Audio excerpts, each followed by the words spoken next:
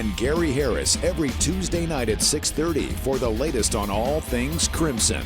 Rodney and Gary provide in-depth analysis, interviews with coaches and players, and much more. Tighter Insider TV, Tuesday nights at 6:30. Brought to you by Tuscaloosa Tourism and Sports.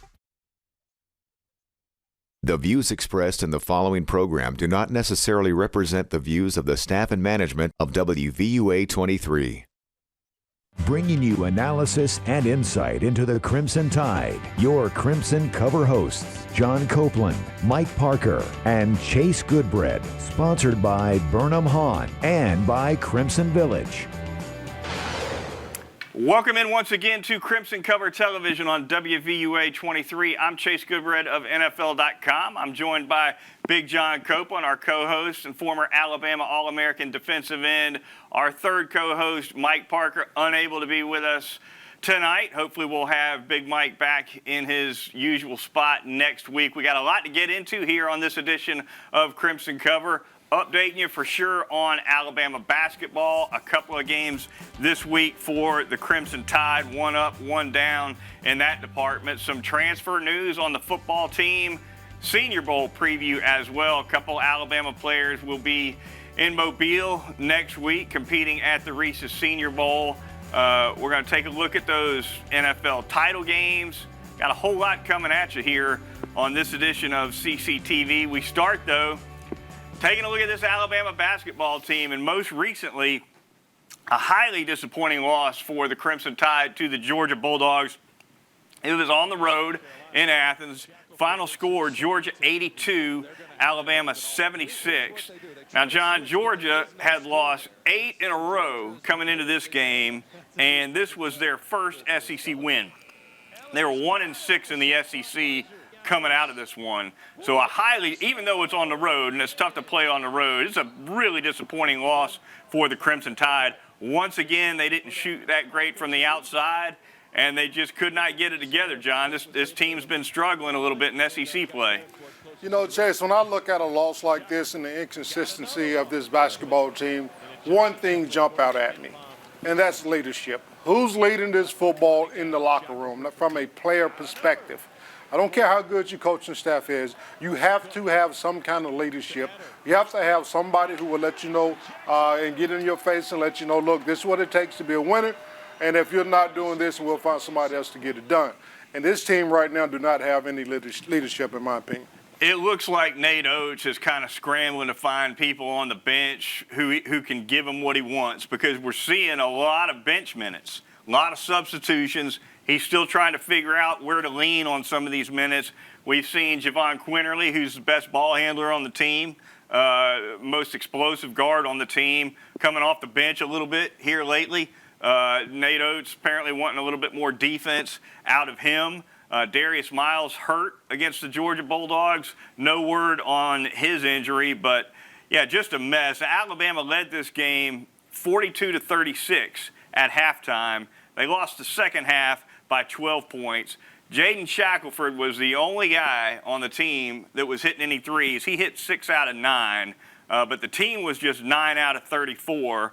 Keon Ellis, 15 points, 9 rebounds. He might be the leader you're talking about, John. He's a guy who's consistent with effort on both ends of the floor. He rebounds, he hustles, he can hit the three when he's hot, he can drive the lane, does a lot of things for this Alabama team. I think he's the guy who probably needs, in my opinion, he's the step-up guy from a leadership standpoint that they need. But Alabama now 13-7 on the season and 4-4 in SEC play. So, Chase, are they creeping out of the tournament, you think? Oh, no.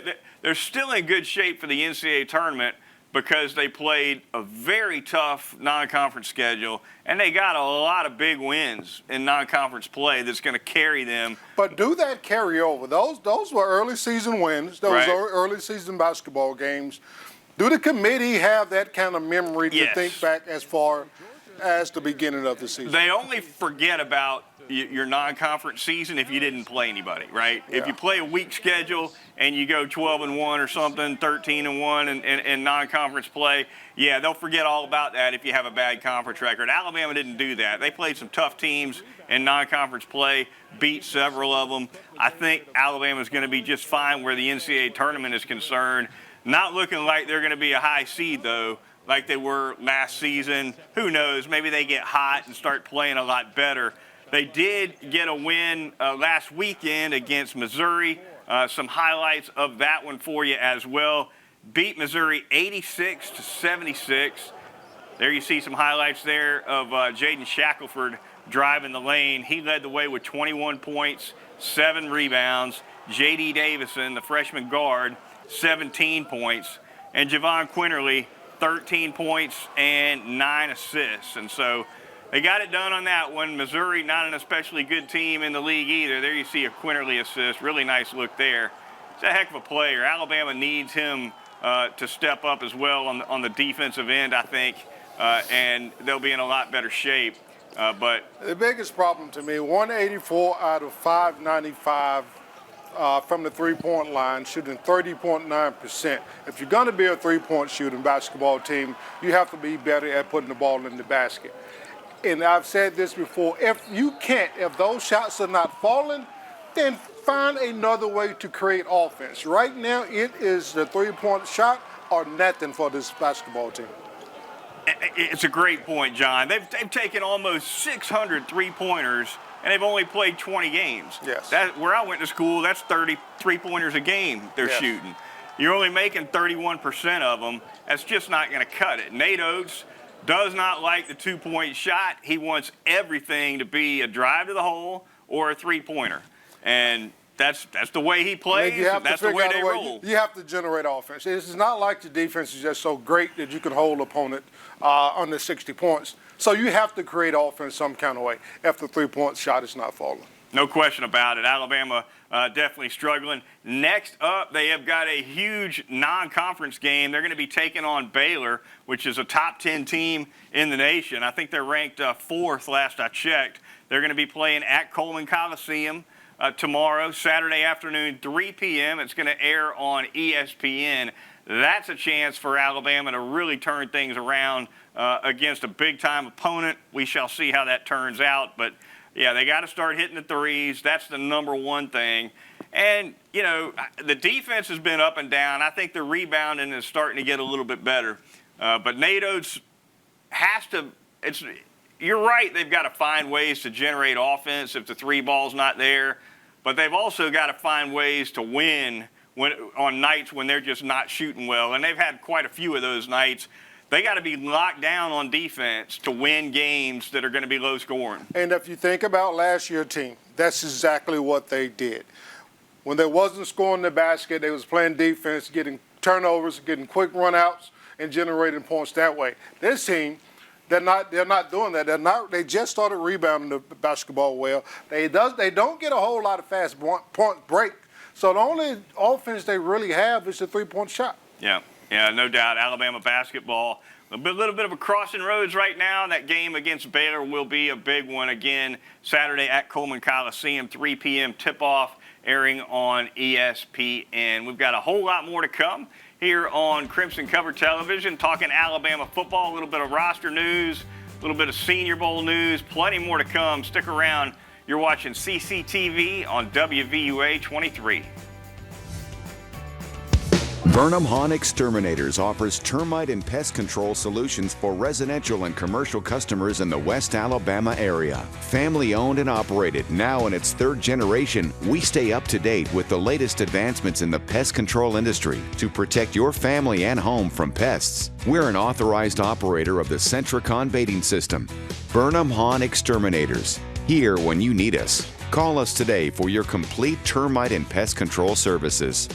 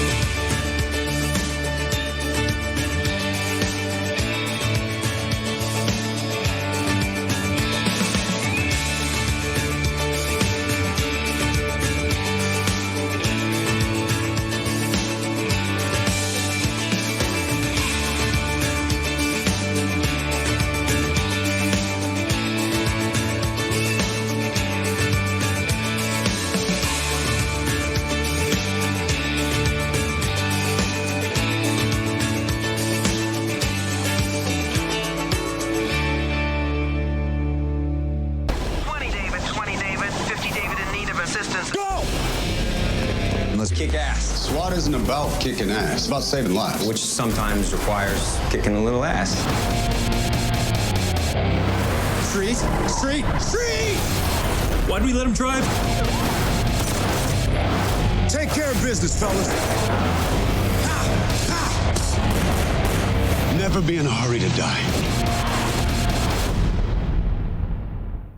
For patients with cancer like leukemia, lymphoma, and other life-threatening diseases, a cure exists with bone marrow transplant. More young people are needed because these donors provide the greatest chance for transplant success. Please take the first step of being someone's cure by logging on to bethematch.org for your free swab kit. Let's score a touchdown for more people who need a bone marrow transplant. What does it take to be a teacher? It takes hard work and dedication. It takes creative problem solving, and it takes patience and compassion. WVUA 23, Shelton State, and Bryant Bank want to recognize kindergarten through 12th grade teachers who do whatever it takes to help their students learn and be successful. Go to WVUA23.com, click on the featured teacher graphic, and tell us about the teacher you and your child feel does more than just teach. Nominate your teacher today. Welcome back to Crimson Cover Television. This segment brought to you by Burnham Hahn Exterminators and that quality local service in Tuscaloosa for the last 75 years. Burnham Hahn offering complete pest and termite services for residential or commercial needs, mosquito control, fire ant treatments. They're also licensed operators of that Centricon termite colony elimination system. You got to have that if you're a homeowner. Give Clay Hahn and his staff a call. They'll get you started with a monthly or quarterly pest control program. Call them at 553-4433 or visit BurnhamHahn.com. Clay Hahn does such a great job over at Burnham Hahn. Glad to have him as a co-title sponsor here on CCTV. All right, we turn to football now, John, and some news out of that transfer portal. Georgia wide receiver Jermaine Burton announced he's going to be transferring to Alabama. You see some highlights here of Burton. The kid caught 26 passes for Georgia last year for 497 yards, almost 20 yards a catch, 5 touchdowns last year for the University of Georgia. He's 6 feet tall. He's 200 pounds. Kind of built like a running back, not small at all. He's not the really tall guy at 6 feet even, but he's put together kind of like a John Mechie almost. Yeah. And it's going to be interesting to see what kind of impact he makes, John. And really, this comes at a perfect time for Alabama because the wide receiving core for Nick Saban's kind of been decimated by early draft entries, right? You had Slade Bolden coming out for the draft early, Jamison Williams out for the draft early, John Mechie going out for the draft early. That's your 3 top wide receivers. Had another kid in Javon Baker who's gone through the transfer portal. And so it's wide open at wide receiver for Alabama in 2022. And Jermaine Burton is certainly the most proven college receiver coming in at this point. Maybe another transfer comes in. Who knows?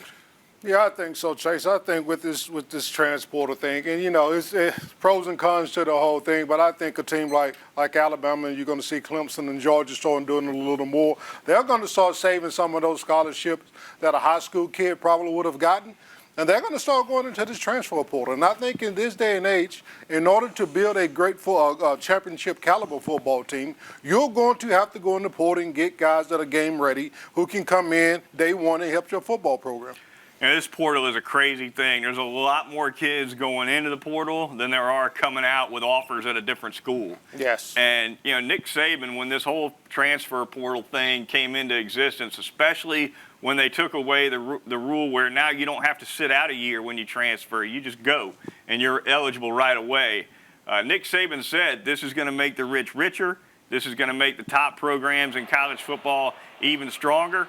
And look at last year. Alabama got their starting middle linebacker and by far their most effective wide receiver from transfers, Henry To'oTo'o and Jamison Williams. So Nick Saban's been very predictive on that, certainly so far. But across the country, The problem is you've got kids going into the portal who don't know, who don't have an offer somewhere. They're just assuming they're going to get an offer somewhere else, and it's not always happening. So what happens to those kids? Let's say I enter the transfer portal. Nobody picks me up. Is there anything in place to say I can come back to my school?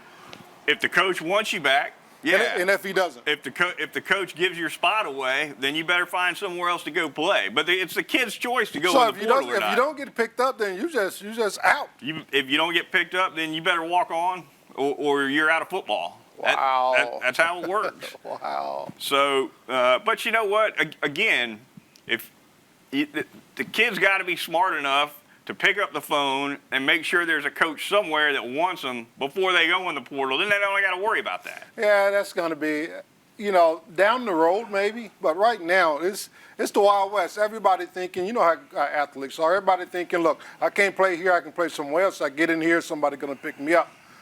Down the road a little bit, when kids have a little more knowledge about how this thing works, I think we'll start seeing a different of how the portal is being used. But right now, everybody think they're good enough to go play somewhere else. It's wild, and I'm not sure Alabama's done in the transfer portal. It won't be a surprise to me at all if we see the Crimson Tide pick up a couple of more names before it's all said and done, especially considering they've lost so many guys. They've lost a lot of guys in the transfer portal, so it makes more room on the roster for somebody else to come in.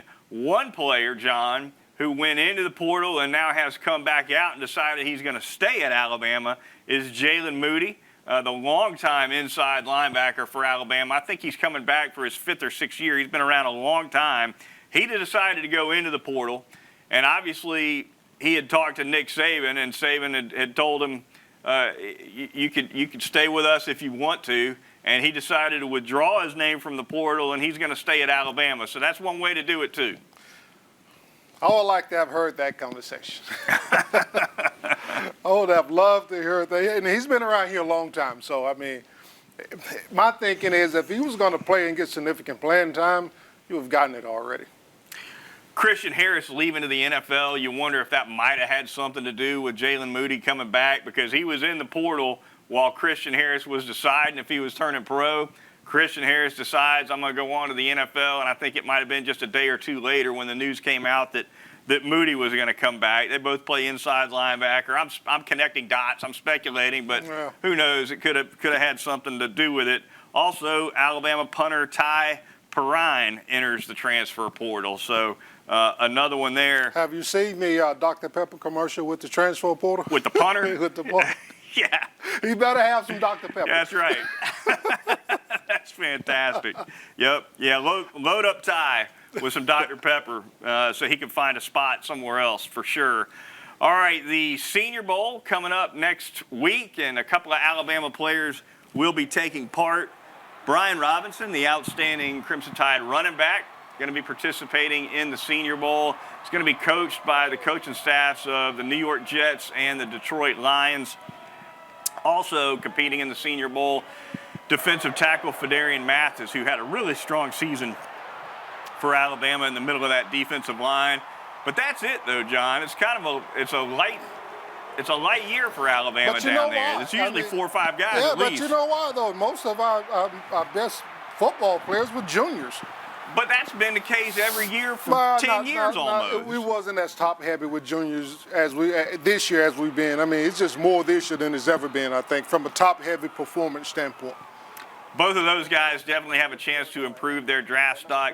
Probably going to be a light year for Alabama where the NFL draft is concerned, at least by Alabama standards. A little bit more on that later in the program. Also wanted to note the signing period, the late signing period coming up next week, first Wednesday in February. We'll see if Alabama decides to pick up a couple of extra football signees. Of course, most of them sign in that December early period now, but the late period does begin next week. So in the next edition of Crimson Cover, we'll be able to update you on anything happening in that realm. That's going to do it for this segment. We got plenty more to come, though. Stick around. You're watching CCTV on WVUA 23. Perfectly, never late.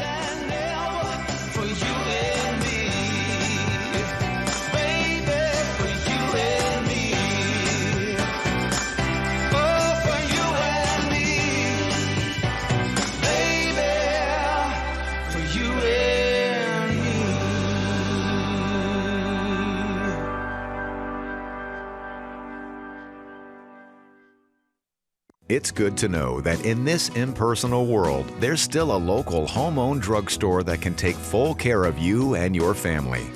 The good folks at Northport Pharmacy. Owner and pharmacist Rob Colburn will personally see that all of your prescriptions are quickly and accurately filled and your questions answered. And be sure to check out their gift gallery for the finest in gift selections featuring Alabama merchandise, photo frames, children's clothing, beachwear, jewelry, and more. Remember, when you have pharmaceutical needs, see the man who will take the time to get to know you. Rob Colburn at Northport Pharmacy, located next to CC's Pizza, Highway 82 in Northport. Burnham Hahn Exterminators offers termite and pest control solutions for residential and commercial customers in the West Alabama area. Family owned and operated, now in its third generation, we stay up to date with the latest advancements in the pest control industry to protect your family and home from pests. We're an authorized operator of the Centricon baiting system. Burnham Hahn Exterminators, here when you need us. Call us today for your complete termite and pest control services. What you do every day matters. At Alabama, it's our process that yields legendary results. This is where ideas forge innovation, dreams unleash opportunities, and contenders become champions. How far do you want to go? The University of Alabama, where legends are made. This is the place that's in my soul, in my heart. This is the where I'm from. You keep moving 724 through me. It's home and I've got everything I need right here, right now. This is the place. This is the place. Nowhere this great. This is the place. We want to hear your good news stories and be a bright spot. Join WVUA 23 on Thursdays and help us shine a light on what's good in our community. Welcome back to Crimson Cover. This segment brought to you by Crimson Village, the most active and fun-loving aging adult community in Tuscaloosa. Residents there enjoy the finest in dining, activity, and lifestyle experience with extensive amenities and a convenient location right off of Veterans Memorial Parkway. Crimson Village offers 3 different levels of care, including that Tide Memory Care program. They take the highest of precautions when it comes to COVID-19 with their residents. So if you've got a loved one that needs senior care, call transition specialist Tim Eads at 632-6699 or visit crimsonvillage.com. And remember, Crimson Village owns fun. And John, I'll tell you what else is fun is the Crimson Cover Picks Contest every year. We love it. A lot of fun, as always, and we've got a loyal viewer who annually sends a trophy in to the champion, to the winner. It's been a couple years, but it was me this year, John. There you see that outstanding trophy right there with my name on it. Chase Goodbread Crimson Cover 2021 Picks Champion. So there you have it. You've gotten 1 or 2, I think. I'm sure you've got it proudly displayed on your mantle. Listen, next year, I don't know who's doing this, but we greatly appreciate it. But next year when I win it, don't put my name on it. Just put the professional. Get out of here. The natty champ. We want to thank you, though, whoever you are. It's an anonymous fan. He never has. It could be a she. That's right. You never know. Yeah. You never know. Send us an email. We want to get your name out there, and thank you personally for that. All right, a little bit of news among former Alabama football players, John, and a former teammate of yours, Alabama defensive back Sam Shade, who played with you on that 1992 national championship team, leaving Pinson Valley High School. He's going to be the head coach at Miles College in Fairfield, Alabama. He won a 6A state title at Pinson Valley in 2020. That was the COVID year, of course. Now he's moving on to be head coach at a small college. Good for Sam, John. No doubt. I actually talked to Sam a few days ago, and he's excited about it. He was headed over to meet the president of the school, and happy for you, man. Congratulations. Big news for him for sure. All right, we go to the Crimson Cover ticker now. A little bit of news around the NFL. The Cincinnati Bengals have signed defensive tackle Damian Square to their practice squad. He had been with the Las Vegas Raiders, of course. Former Alabama defensive end Jaron Reed made 6 tackles and a sack for the Chiefs in their playoff win over the Buffalo Bills. And former Alabama running back Derrick Henry held to 62 yards on 20 carries, and the Titans lost to John's Bengals. John's a big Bengals guy right now. Hey, I used to be down on the Bengals hard, but hey, we back up, baby. Who they? We back up. This is better. Now, you spent 8 years there. I did. Was there one? I know most of those teams were not good. Was there one or two of those teams you played on that was really good? The best we did was 8-8. Oh, so this Bengals team is a lot better than Listen, Chase, we was 8-8, and you would have thought we won a Super Bowl. I bet you. Look, the city of Cincinnati right now. I bet you that place is crazy. Yeah. Oh, I bet you it's crazy in Cincinnati. A little bit more on that in a few minutes. We'll go ahead and jump to the Crimson Cover mailbag now. If you got a question for us in the mailbag, just go to crimsoncover.com, click that mailbag icon, shoot us an email. We'll answer it on the air if we can. This week, Brett from Montgomery wants to know, who will Alabama's first-round picks be in the NFL draft?